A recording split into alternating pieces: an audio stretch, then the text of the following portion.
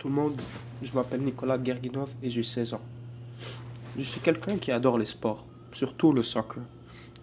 Je suis aussi très positif et j'aime faire rire les gens, ce qui fait qu'on peut m'approcher assez facilement pour me parler. De plus, j'aime beaucoup apprendre de nouvelles choses comme des instruments de musique ou d'autres formes d'art. Finalement, je suis aussi une personne qui se donne à 110% pour gagner.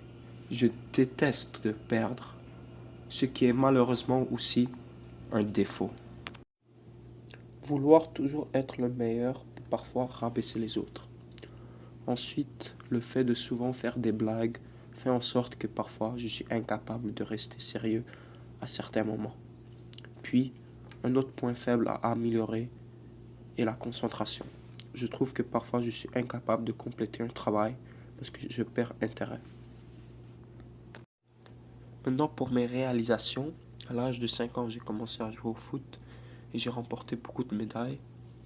Et aussi à l'âge de 11 ans, j'ai gagné un trophée du meilleur buteur de la ligue. Mon plus grand rêve est de poursuivre ma vie dans le soccer. J'espère pouvoir rentrer dans une équipe professionnelle et avoir une carrière extraordinaire. Je voudrais aussi continuer mes études en même temps dans le domaine de la médecine sportive pour pouvoir rester près de mon sport préféré. Je pense réussir ce rêve si je continue de travailler sur moi comme un athlète et comme un étudiant à tous les jours.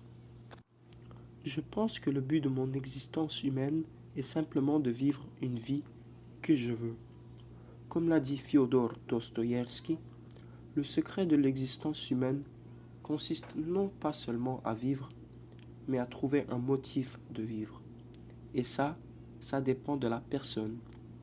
Dans mon cas, je trouve que le but de ma vie, c'est inspirer les gens en jouant le foot. Maintenant, on abordera d'où je viens. Je suis le gagnant de la course de la vie. Je suis le seul spermatozoïde qui a réussi à féconder l'ovule pour ensuite avoir une division cellulaire et se rendre à l'utérus pour s'attacher. Là, pendant 9 mois, mes organes se sont développés et je me suis nourri de ma mère. Et enfin, le 28 août 2002, j'ai décidé de sortir dans le vrai monde. J'ai parlé de comment je suis venu dans ce monde, mais il est aussi important de parler comment je partirai. J'ai une perception assez unique par rapport à ces questions. Quand on est en vie, on crée notre propre réalité, et je pense qu'après la mort, c'est le même. Ce que tu considères ta réalité devient ta vérité. Si tu crois qu'après la mort, tu seras dans le paradis, ce sera le cas. C'est le monde que tu t'es créé. Le même est vrai si tu penses qu'après la mort, il n'y aura rien. Ce sera donc le cas. Et même cet espace où tu te trouves, qui est complètement vide, ne peut pas être défini. Ma réponse revient au concept que si tu meurs, tu es plus capable de penser ou ressentir. Il est donc impossible de savoir si tu es réellement mort. Ce qui veut dire, si tu as une simple pensée après la mort, ça veut dire que tu n'es pas décédé. On peut donc conclure que la vie et la mort font qu'un.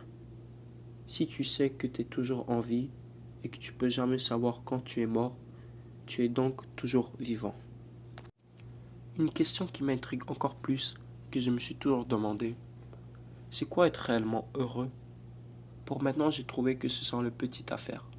Avoir des gens que tu aimes autour de toi et faire des activités qui te passionnent, te rendent content. Pouvoir sortir dehors et aller marcher dans le parc, entendre les oiseaux chanter et regarder la beauté du ciel, est une activité tellement simple, mais qui me fait tant sourire. Dans l'avenir, le métier de physiothérapeute m'intéresse beaucoup parce que j'aime le fait de pouvoir aider les gens qui ont eu des blessures et veulent revenir en forme. Dans mon cas, je suis quelqu'un qui s'entraîne à haut niveau et je me suis donc beaucoup blessé. Je me suis alors retrouvé nombreuses fois à une clinique de physiothérapie où j'ai développé un intérêt pour ce métier. J'ai vu que ce métier nécessite énormément de communication, ce que je trouve intéressant. Le fait que je pourrais aussi aider les athlètes comme moi qui se blessent et les aider à revenir en forme m'intrigue. Bonjour classe, aujourd'hui je vais vous parler de Nicolas. On se connaît depuis qu'on a 2 ans, donc maintenant c'est mon fils. Et c'est un très bon joueur de football. Il va le faire pour un métier, c'est sûr. Et il est indestructible mentalement et physiquement. Et il travaille très fort pour achever son but.